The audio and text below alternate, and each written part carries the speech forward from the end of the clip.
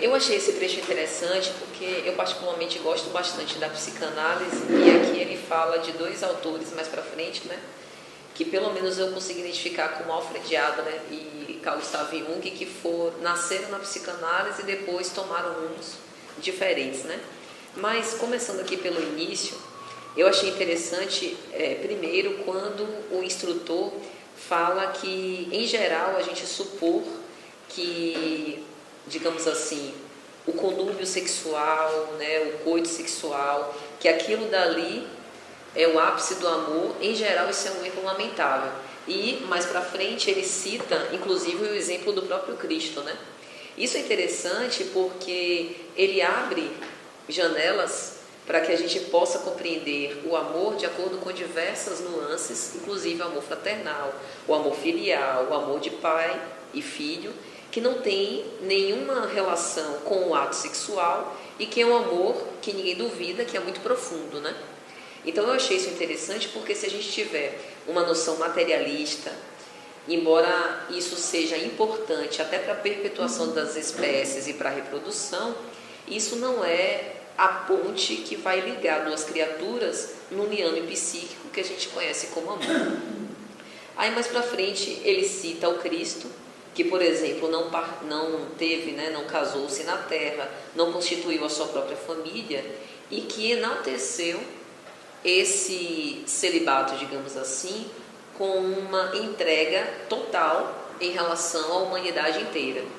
E é interessante porque antes ele já tinha feito comentário, não dizendo que a abstinência e celibato era o caminho para a angelitude, entendendo que nós estamos passando por uma transição importante em como a gente utiliza as nossas forças sexuais e que é normal e perfeitamente aceitável e santificado que a gente constitua a nossa família, tenha relações sexuais e, através disso, a gente consiga sublimar o afeto. Ou seja, a abstinência e celibato não é algo de anjos e não é o único meio de se sublimar o afeto.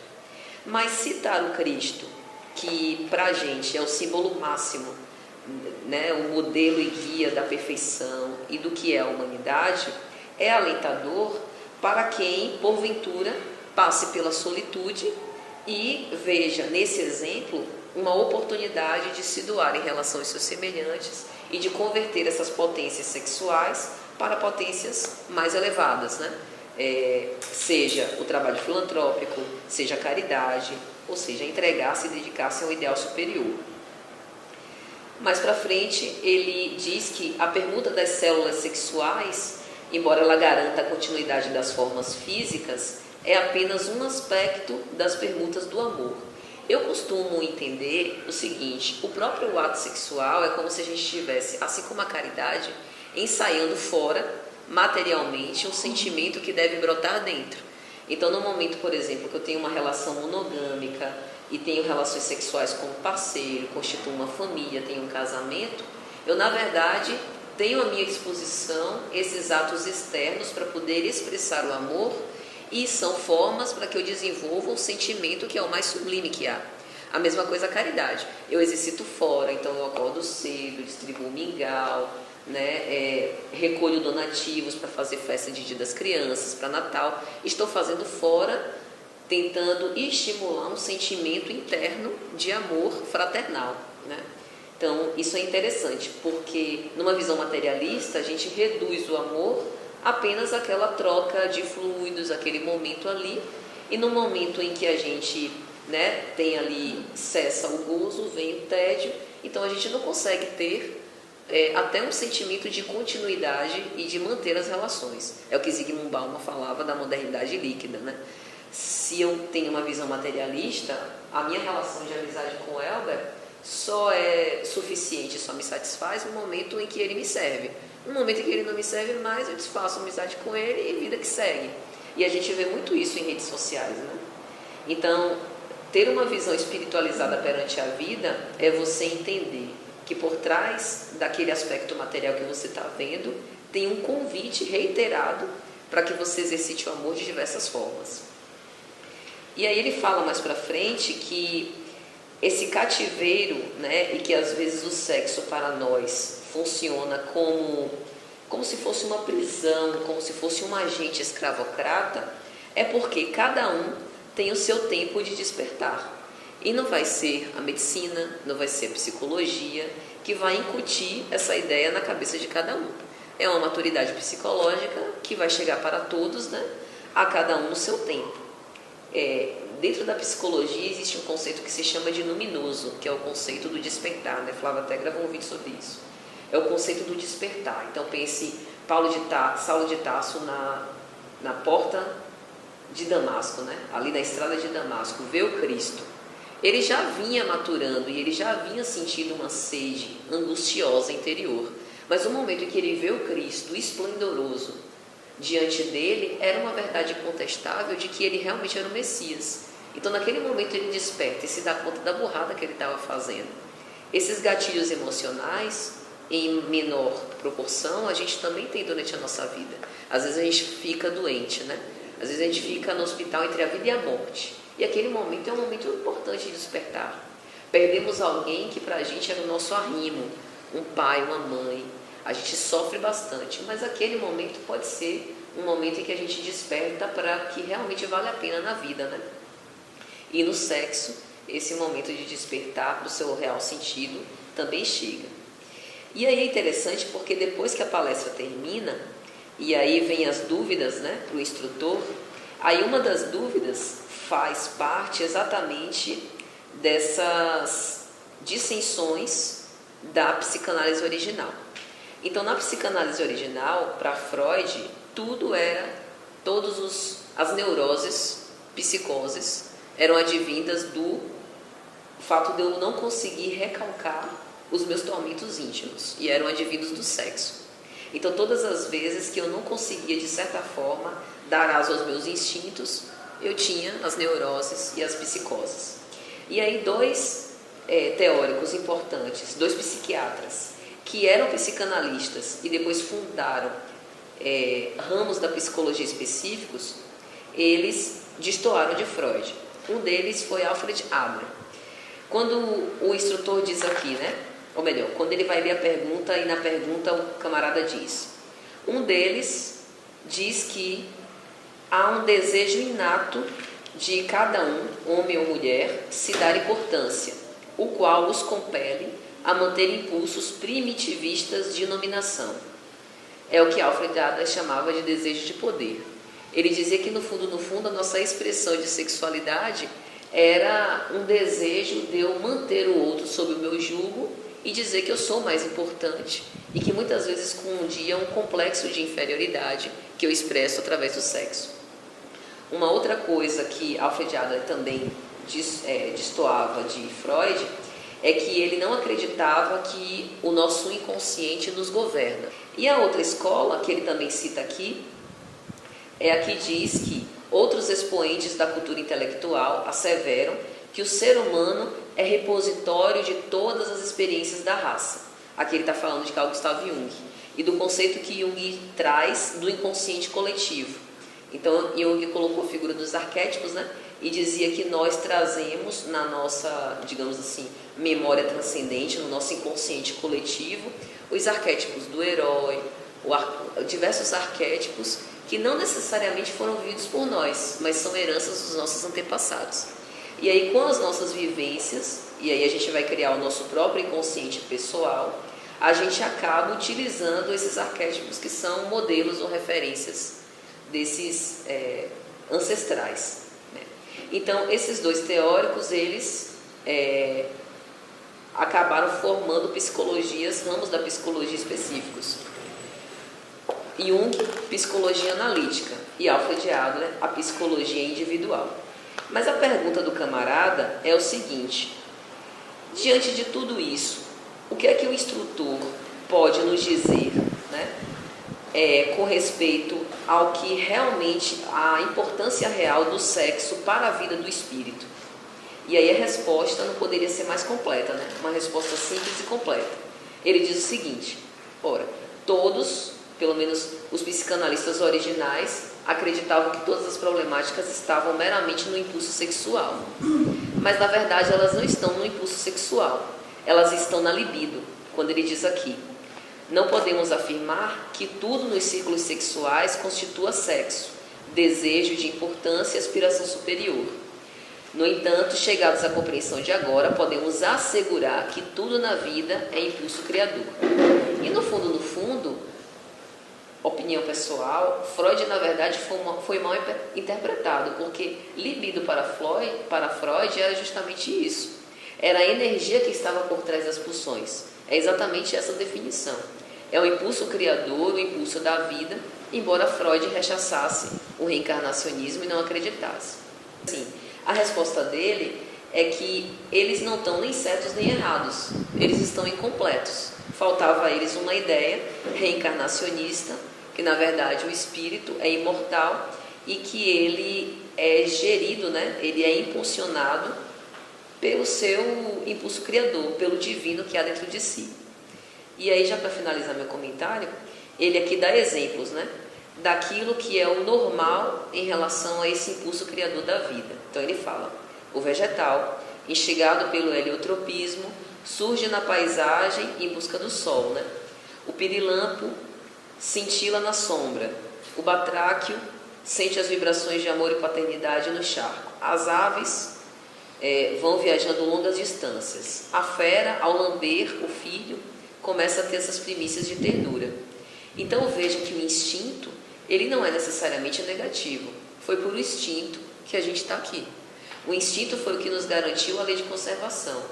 Foi o que nos garantiu esse contato com as sensações nos estágios entre esses reinos, até culminar na nossa existência humana, em que a gente tem a oportunidade de ter acesso a uma sublimação. E aquilo que é mais sublime nesse sentimento de impulso da vida é o amor. Só que o problema é o que ele diz aqui embaixo. O problema é que grande parte das criaturas, havendo conquistado a razão acima do instinto, permanecem nos desatinos da prepotência, seduzidas pelo capricho autoritário. Então o grande problema é que a gente permite que o instinto nos governe, e a gente não busca e não nutre esse aspecto sublimado e divino que há em nós, em busca de criações mais elevadas, movidos por esse impulso da vida. A construção da felicidade real não depende do instinto satisfeito. Isso aqui é muito forte, muito interessante, porque muitas vezes nós pensamos, nós temos essa questão do sexo como uma satisfação das nossas necessidades dos sentidos, dos sentidos. Satisfação dos sentidos. Então a gente limita a questão sexual como a satisfação da matéria, porque os sentidos é limitado, para o ser encarnado, para a alma encarnada. O espírito ele tem outros sentidos. Então, como há essa limitação, ele traz, ele diz o seguinte: é apenas um aspecto da permuta do amor. Quer dizer, o instinto, o processo da satisfação instintiva, é apenas um aspecto da permuta do amor. Aí ele traz o sexo ele sublima o sexo como um processo da amorosidade, das relações, da sintonia que uma alma tem com outra. Ele traz isso. Então, você já supera a questão instintiva.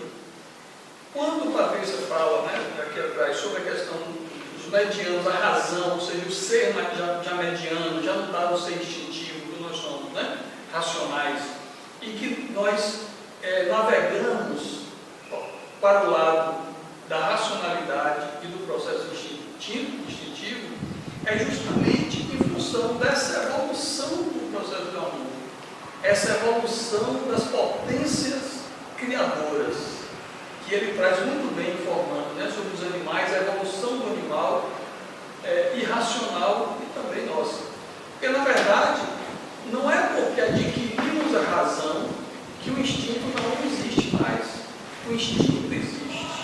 Ele mantém todas as conquistas, aí ele traz a questão do reencarnacionismo, e essa compreensão mais dilatada, que o Freud não teve, e o Jung já teve uma compreensão mais. Ele não fala sobre a questão espírito, mas ele traz sobre esses arquétipos, né?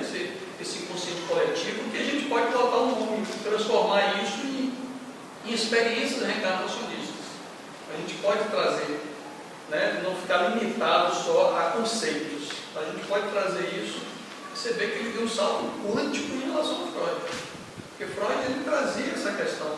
Era, como você falou, né? Era um pensamento criador, mas um criador dentro de um limite do ser. Um limite do ser. Ele não ia mais do que isso. Né? Então, aquela criatura que tinha todas as suas problemáticas por um desajuste sexual. Né? Dentro e limitado naquilo. E aí, a doutrina nos traz que isso, na verdade, é um processo evolutivo do ser. O ser como um todo, todos os seres. A sexualidade, o sexo como poder criativo, ele está em todos os campos, e tudo no encontro. Eu comentei isso. Tudo então é sexo, né? Por essa visão da criação. Da criação. Então, com o poder criativo, nós temos essa sublimação. Você vai sublimando, ele vai vamos dizer, você vai dando um contexto mais, vamos dizer assim, mais divino no processo sexual. Tudo é divino, né? Vamos dizer, é um processo da evolução do ser. Da evolução do ser. Então ele chega lá no final e ele fala sobre essas almas que têm uma relação, que já conseguem ter um equilíbrio racional nesses instintos, já conseguem domar os instintos, né? Elas já estão num ápice, né, superior ao processo evolutivo. Então, como o sexo ele tem esse poder, né, essa força poderosa dentro do ser, a gente poderia, dentro dessa visão aqui que André Luiz nos traz, a gente poderia usar o sexo como simplesmente um instrumento, né, de medição da nossa evolução. Né? Não poderíamos fazer isso então? Né? Até que ponto o controle das forças sexuais da minha vida, como é que ela está? E a depender dessa percepção, eu falo assim, meu processo evolutivo está nesse processo aí. É como se fosse um medidor, né? Um medidor.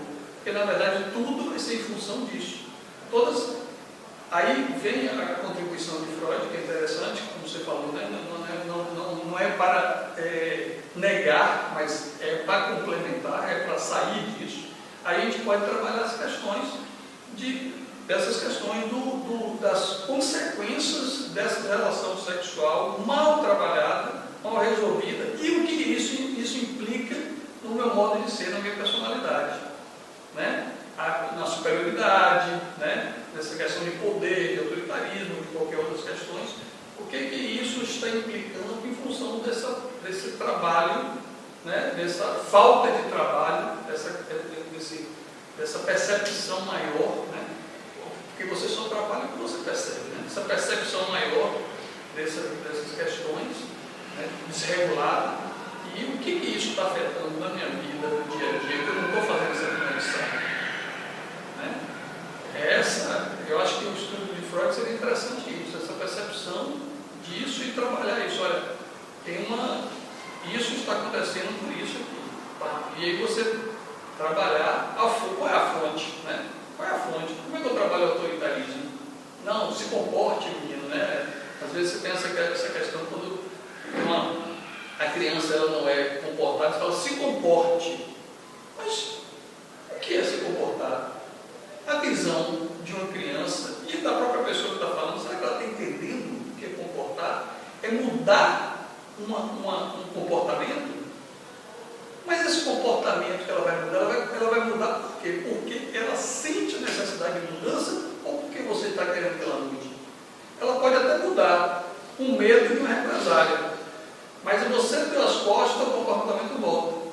Porque na verdade não é uma mudança de comportamento, é uma mudança de visão de mundo, uma mudança interior de percepção do mundo. Né? que aí é a verdadeira mudança. Ou seja, o meu comportamento é uma consequência de como eu percebo o mundo, como eu analiso o mundo. E nessa percepção de mundo está a percepção sexual, a vivência sexual, e tudo que traz isso. Né? Então, Stephen Covey fala muito bem isso, né? Quando ele fala sobre aqueles actos, né? Ele fala, quando você mudar o mapa da sua vida, a percepção de mundo, né, que você tem da vida, tudo vai mudar. Porque não é comportamentos, são formas de perceber a vida. Que quando for alterada, e aí essa forma de perceber a vida, ela só pode ser alterada quando você perceber realmente que a forma que você percebe é equivocada. Como é que você percebe que a forma é equivocada? Através de comparações com outras formas. Quando você se abre, quando você se flexibiliza a perceber outras coisas, a tatear outros mundos conscienciais, né, de outras pessoas. Aí você fala assim, tem alguma coisa errada aqui comigo, né? Se não for com ele, vai comigo. Racionalmente falando, não é muito com ele, mas é comigo. E aí você vai tateando outras formas. E aí o comportamento é uma transformação disso. E aí dentro de uma forma ampla, né, dessas potências criadoras, o sexo está em tudo isso, né? Permeia todas essas questões. Repetir o que eu acho assim, que a gente já comentou na outra aula, o ser humano, como todos os seres da Terra, eles nascem com vamos dizer assim, uns predicados, né? Algumas tendências, vamos dizer assim, se a tendência é a palavra certa, que nós às vezes nós podemos usar para até sobre o filho, que Deus dá um filho, depois que a gente dá um filho. Então acho que essa questão do sexo também, todos nós nascemos, eu posso falar mesmo da minha pessoa, porque eu fui casada e eu fiquei viciada em sexo com meu marido. Mas assim, um vício bom, vamos dizer assim, uma companhia gostosa, prazerosa, que foi edificante na minha vida. Mas de repente, ele saiu de casa, daí eu fiquei fazendo o que com esse sexo? Né? Então é a mesma coisa que Flávio comentou a outra vez com o filho. Deus te dá um filho para você, agora você já tem 17 anos, nos Estados Unidos faz muito isso. Você já vai ter sua casa, vai alugar sua casa, você vai agora sobreviver, não sei o quê. E praticamente a gente fica até pensando, não, será que estão jogando o filho fora ou estão querendo o bem dele, né? A nossa visão ainda é muito pequena. Então eu acho assim, como a gente, nem todo mundo tem essa capacidade de ir no psicólogo ou de ter tido a visão espírita aqui na Terra, é um problemão. Você ficar com aquela carga sexual na sua maturidade orgânica, vamos dizer assim, sem saber o que vai fazer com ela. Né? Até que uma pessoa, eu lembro que quando eu entrei no espiritismo, as pessoas diziam assim, sobrinho, o quê? Eu tô aqui doida, parecia um bicho, e ele vem. Então não cabe no momento isso, é uma coisa assim que a gente vai amadurecendo com o passar dos anos, né? Ou então depois de muita palestra, muita explicação sobre isso, né? Então é um negócio complicado mesmo. E tem até médicos que valorizam tanto isso, que perguntam quando você vai fazer uma consulta, como está a sua vida sexual? Como se isso interferisse, isso é verdade, já me aconteceu para várias amigas minhas também. Você está com a vida sexual fraca, você precisa de uma vida sexual mais ativa, que daí você vai ter mais sucesso, você vai ter um comportamento diferente. Então é uma coisa realmente perigosa. E quando verte mesmo para uma coisa desenfreada, aí entra no crime, nas drogas, né? Porque não consegue parar aquele estilo. Eu lendo hoje a revista Espírita, eu achei bem interessante colocar aqui no meio, diz que eles fazem até um comparativo disso com a harmonia. Nós precisamos ser harmônicos. Então ele faz uma comparação com a música, dizendo o seguinte, que a música, quando ela é muito bela, porque a harmonia é uma consequência da beleza daquela música. Quando ela é muito bela, ela passa por um estágio sublime de uma oração. Então eu acho que nós também, até chegar nesse estágio sublime de sentimento. Esse capítulo, na verdade, foi dividido em 3 leituras, né? 3 estudos, né? E a gente repete a todo instante que, por mais que a gente fale, esse tema não dá para se esgotar. 4, né? E talvez tenha um quinto, que vai ter uma releitura. Então, veja, e aí a gente sempre tem coisas a colocar. Eu queria acrescentar aqui no estudo de hoje, concordo muito com o que o Paty falou, que está no livro, que as 3 versões, as 3 formas, visões que tem sobre o sexo na psicologia, ela ficou incompleta, chegaram muito perto, e como o próprio livro fala, o próprio capítulo fala, faltou só a parte espiritual, a visão espiritual da coisa. Né? Concordo com isso, eu acho que é exatamente isso. Isso ajuda a gente a compreender muito como é que a gente deve encarar a questão, que é o que o Jorge tentou colocar, essa questão do comportamento sexual adequado. Olha que interessante, se a gente observar, o sexo, ele está nos 2 extremos do desespero. Né?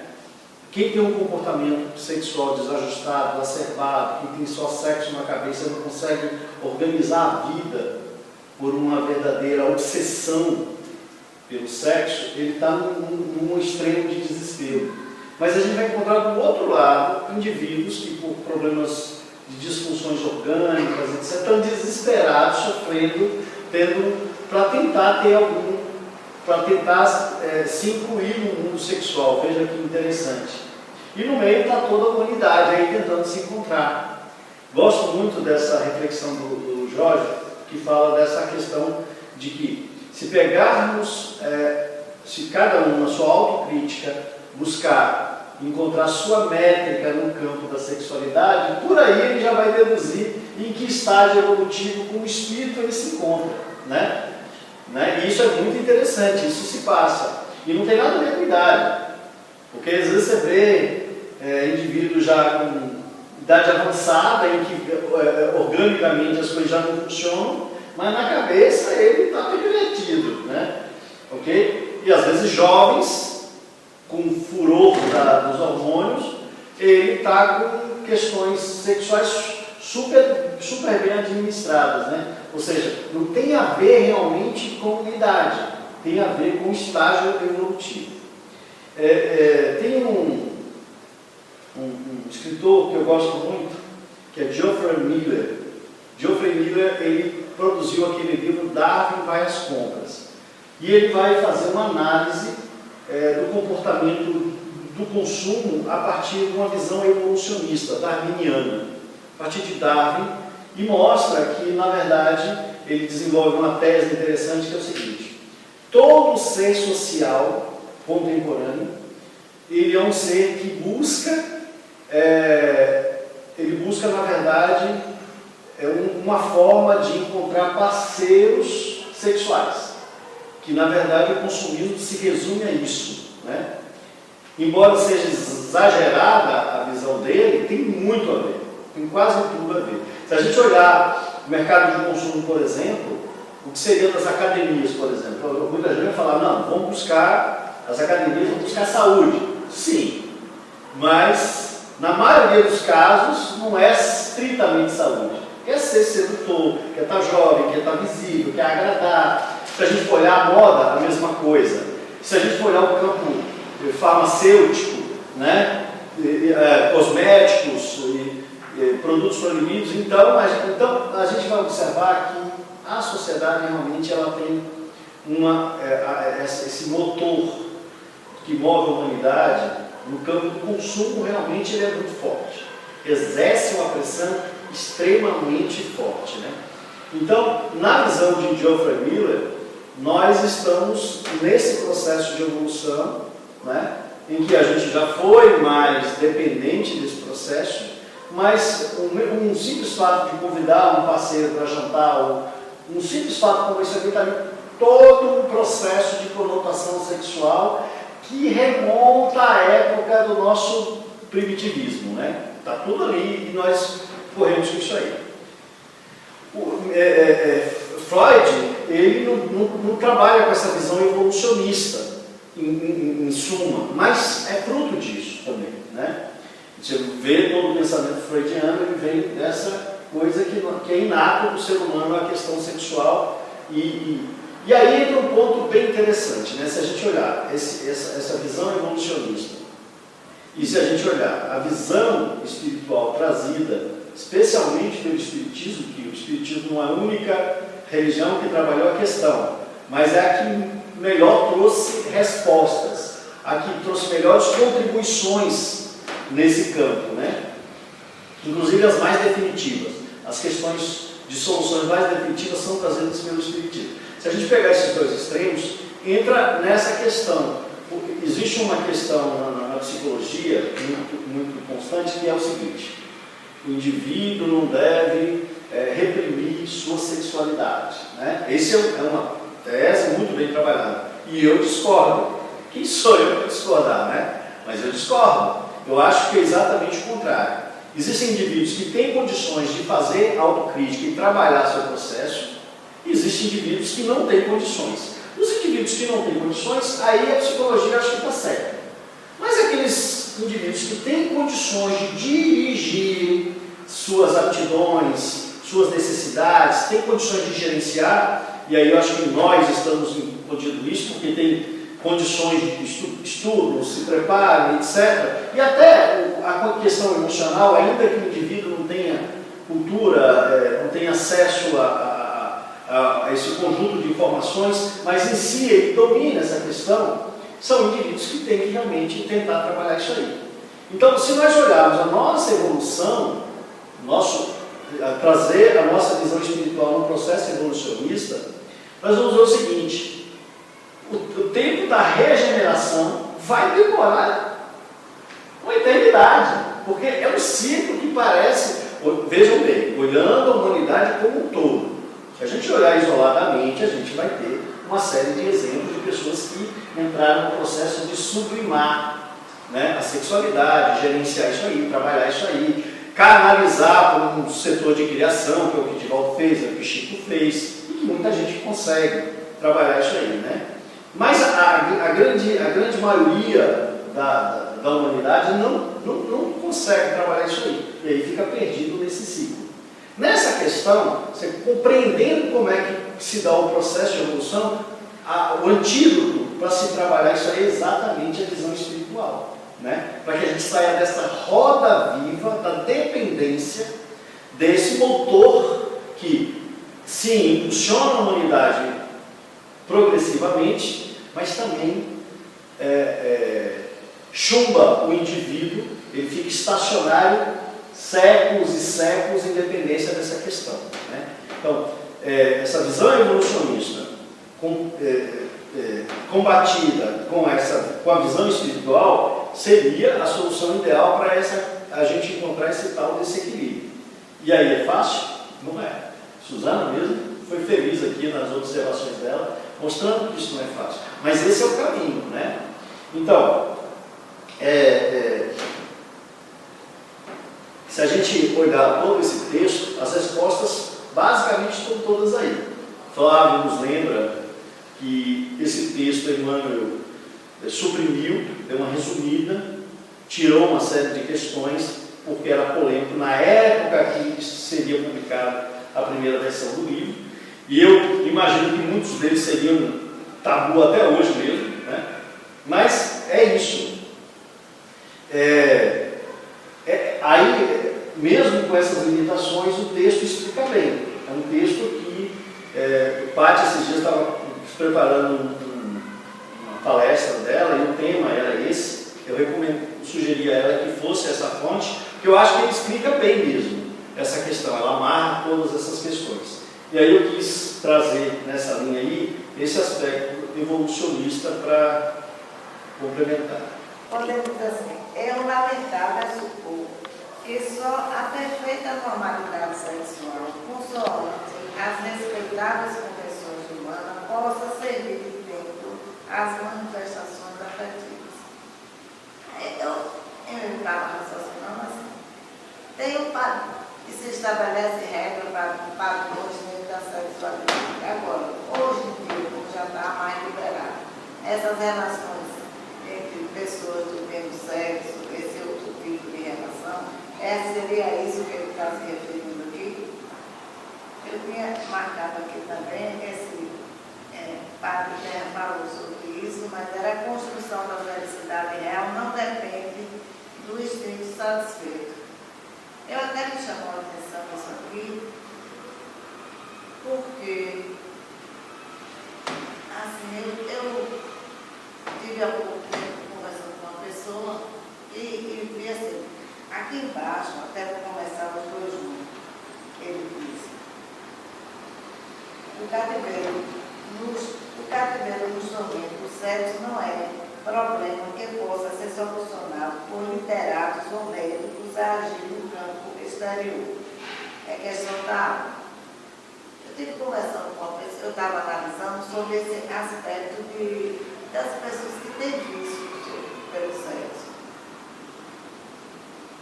Eu estive conversando com uma pessoa, certa vez, e a pessoa, ela me falava que é viciada em sexo. Aí você vai dizer assim, não, as causas, qual é essa causa, no caso?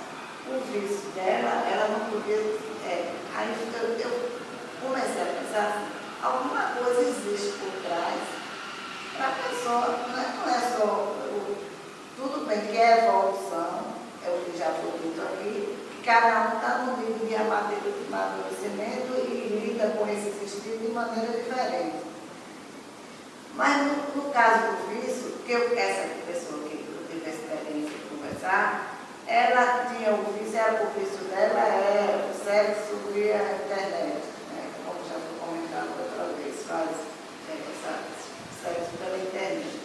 E o sofrimento que a pessoa tinha, assim, porque ela disse que ela tinha um vício e que ela consegue, esse vício cada dia está exigindo que ela fizesse isso várias vezes por dia.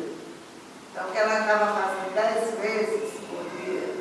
E ela estava querendo ter um controle sobre isso, porque sentia que isso já estava prejudicando a ela. E outra, a vida dela, de um modo geral, porque ela não podia abrir o computador, se defrontar com o computador, que já havia mente essa necessidade de fazer o sexo.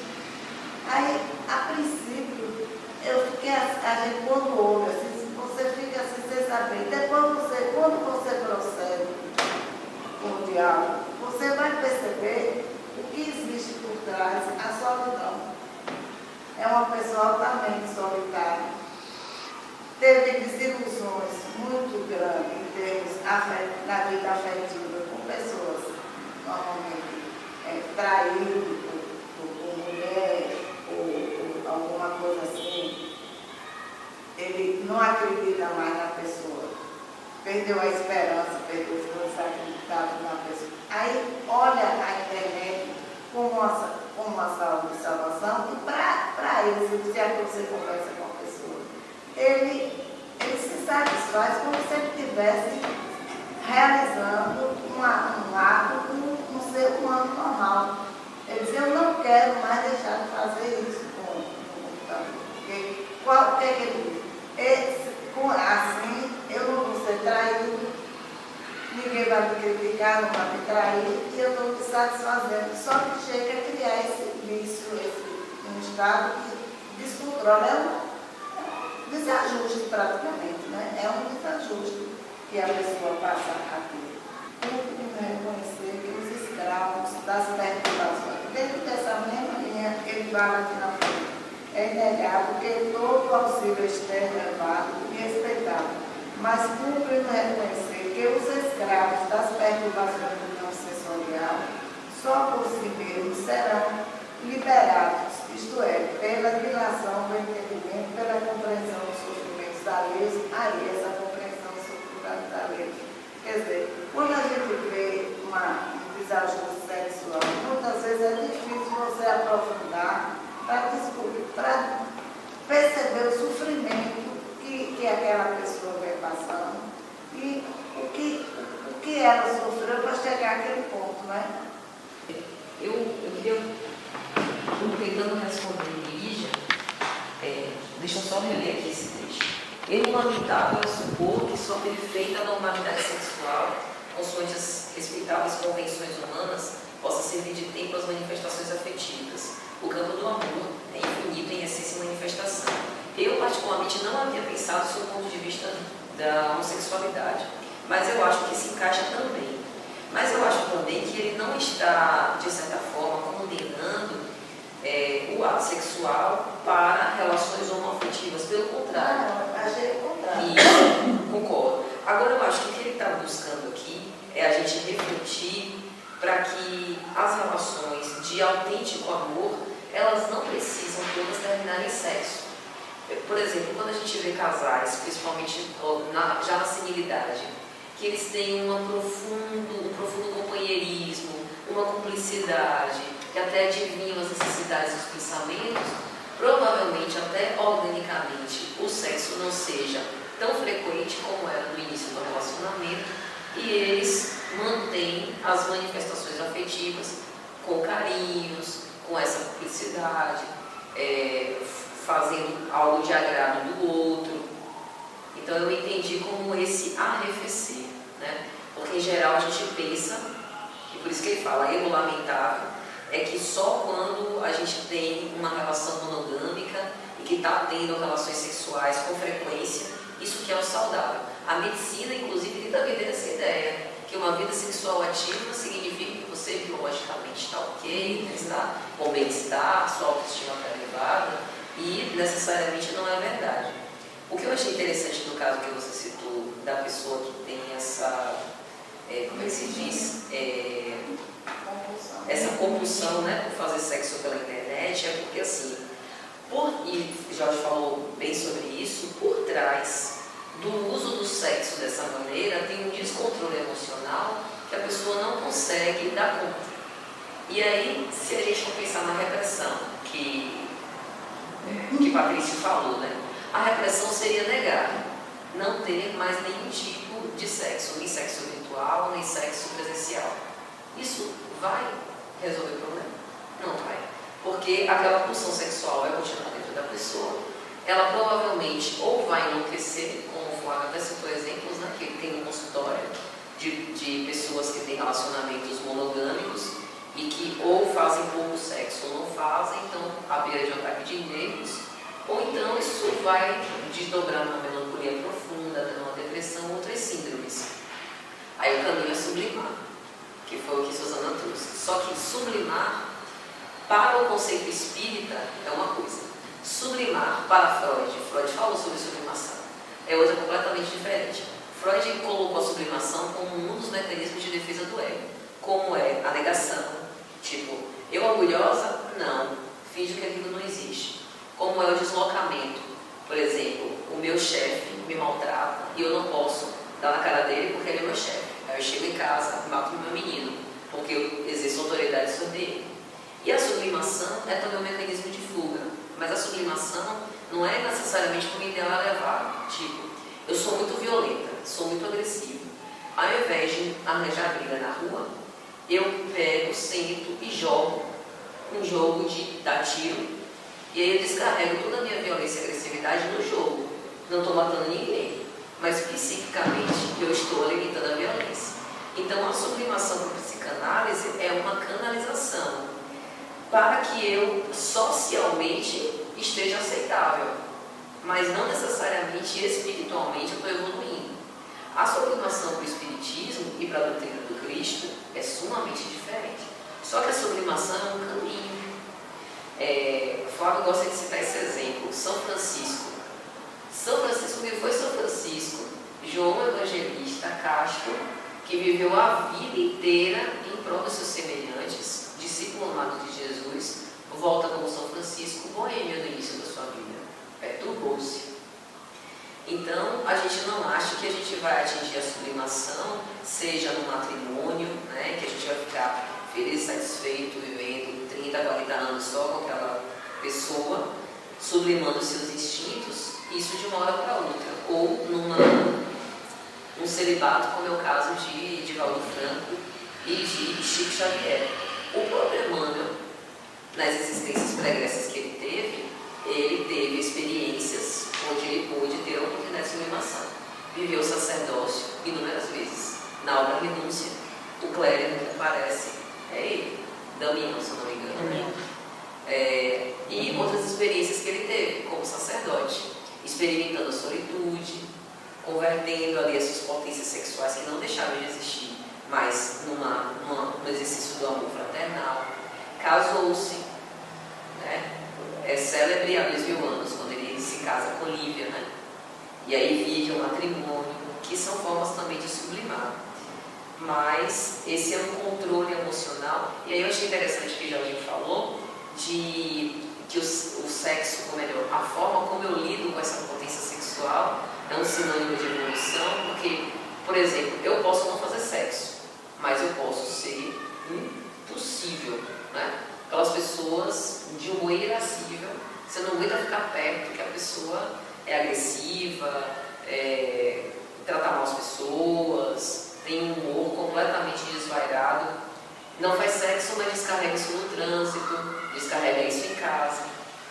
Então, na verdade, é porque a gente tem que ver o controle emocional por trás, né?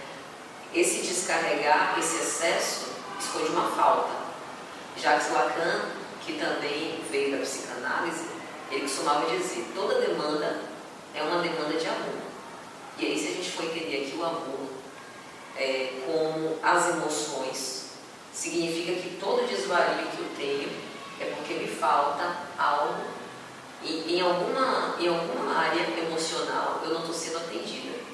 Se faltou algo na minha relação parental com meu pai, por exemplo, fui maltratada na infância, isso eu arrasto para a minha vida adulta. Vou repetindo esses modelos parentais, que é o que a psicologia chama de transferência. Repito os meus modelos parentais para os relacionamentos que eu vou tendo com os meus amigos, né, com os meus parceiros. Então, realmente não é uma coisa trivial, né? Sobre sexo, é a questão que nós imaginamos da questão do sexo como um ato sexual, né? É por isso que ele fala, é lamentável o suposto, né? Que essa percepção do sexo só se baseia nisso. Mas, na verdade, tem várias formas afetivas, que é a percepção sexual, que faz parte do visão sexual. Inclusive, ele bota logo no início, né? Que o sexo é instrumento do amor. Olha que lindo isso, né? Como os olhos é instrumento da visão, o cérebro é instrumento do pensamento. Então, se o sexo é um instrumento do amor, olha que bonito.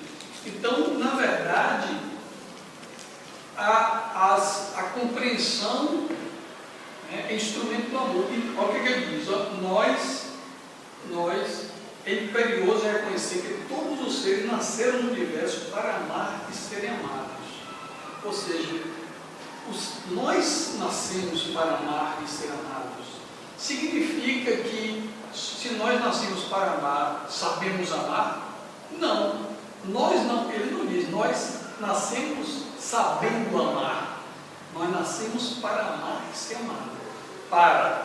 Porém, o caminho que nós vamos traçar para atingir esse amor são diversos. Inclusive, ele fala, ele traz uma coisa interessante. Como o amor, ele traz o amor como sentimento, como um processo de sentimento que flui em todas as áreas, em todos os aspectos, em todos os mecanismos do amor, né? Em todos os mecanismos do amor. Então, quando ele traz excesso, né? Uma percepção sexual doentia ou não, olha que lindo isso. Não há erro nisso. Isto, porém, não representa obstáculo ao amor.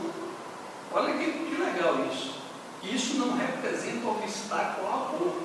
Apenas é um processo evolutivo do ser naquele momento, que ele está passando por aqueles processos. Mas que ele descobrindo, ele percebendo, isso interessante que eu falei sobre a questão da percepção do mundo sem ter percebido isso, mas de qualquer forma dá para fazer uma conexão. quando ele começa a perceber que é doentio, que tem formas melhores de traduzir esses sentimentos, esses afetos, ele começa a migrar as possibilidades para atingir esse amor, vamos dizer assim, saudável, né? o que nasceu para, né? Então, essa questão de atingir do processo de amor, aí ele traz uma simbologia com a família, né? Jesus, ele não partilhou o matrimônio, mas ele traz a família como um instrumento, né? Uma simbologia sublime de transcendência do ser, que até hoje a família ela vem, né, tendo essa. Aí ele fala simbologia sublime de transcendência do conduta do mestre, que deste modo se inclinou para os vencidos da convenção humana, solitários e humilhados, fazendo-nos ver que é possível cooperar na extensão do infinito bem, amando e abnegando-os com a exclusão do egoísmo dos propósitos inferiores. Aí ele traz aqui uma questão interior interessante. O amor, ele faz parte do processo evolutivo do ser, inclusive como um processo expiatório, como um processo missionário, como um processo de provas. Por que ele traz essa questão? Quando eu falo amor, o sexo é o instrumento do amor. O sexo, eu falei amor, o sexo como instrumento do amor. Ele traz, porque quando nós vemos uma pessoa que passa por um processo de expiação, né, nas relações, né, mas do sexo com uma visão mais ampla, não sexual em si, né, mas do sexo com uma visão dos sentimentos afetivos desorganizados, né, das questões mais íntimas desorganizadas. Quando nós vemos isso, ele está passando por uma expiação, mas ao mesmo tempo está sempre em missão, porque todos que vêm com suas provas, com as expiações e provas, ele não está vindo só para ele, está vindo inclusive como prova para nós. Então, esse processo da evolução, né, do amor através do instrumento sexual, né, das forças sexuais, ela faz parte do processo evolutivo do ser nas suas fases de vida, das expiações. Então a gente vê, temos em famílias, né, não tão longe da nossa família, pessoas que têm muita carência, tem outras que não têm tanta carência, mas tem outros sentimentos que obviamente que tem a ver com as questões das potências sexuais, que tudo isso é um processo evolutivo dele, né? Na verdade, esse início aqui, Ligiano, se você lembrar, ele está falando sobre os processos evolutivos do ser, dos processos de ação e reação, de causa e efeito, e que tem a ver com tudo com a questão sexual, as potências criadoras do sexo. Lei de progresso. Lei de progresso, tudo, na verdade, está trazendo tudo junto aqui. Não tem como desassociar, entendeu? Por isso que ele fala no início, é lamentável perceber o sexo apenas com as rotulações tradicionais, ele usa outro termo, mas na verdade quer dizer isso. Não, o sexo não é só o ato sexual, né? É tudo isso, todas as formas afetivas, todas os sentimentos, é o amor, é o instrumento do amor, do sexo.